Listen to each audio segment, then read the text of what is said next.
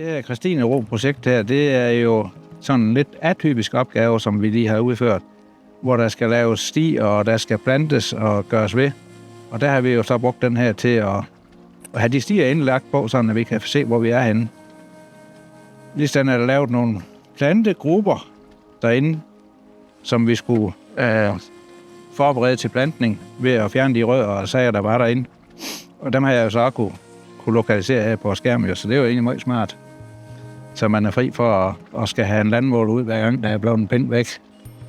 Det er jo nogle temmelig krøllede stier, sådan, der snor sig rundt om træer og ting og sager. Så har den arkitekt, som står for det, hun har jo brugt nogle gamle tegninger fra 1790 eller deromkring.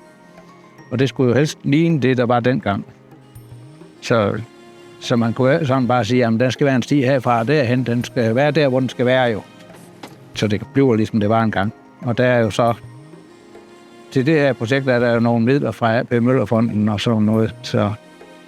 Så det skal bringes tilbage til oprindelig standard og udseende. De træer, som de har målt ind heroppe, de er med på. Det kan jo være fint nok, når man kører. Hvis man kører baglen, så kan man se, at nu er der lige straks en træ. man skal holde kigget hele tiden. Det er dumt at bakke ind sådan ind, ja. Og nu har jeg lige gravet nogle rør ned her udenfor, og der bruger jeg selvfølgelig også den her, når jeg skal lave fald på dem. Der er en gang imellem, man skal lige vente på en signal, fordi det der med inde under træer, det kan samtidig være et problem. Det er samtidig, man er nødt til at holde, så bagenden af maskinen, den kommer lidt mere ud i det fri, for at kan fange satellitter deroppe. Normalt er det jo ingen problem, men det kan det jo så være, når man kommer ind under nogle store træer. Altså det er jo nok sådan, at når først man har fået det, så er det svært at undvære.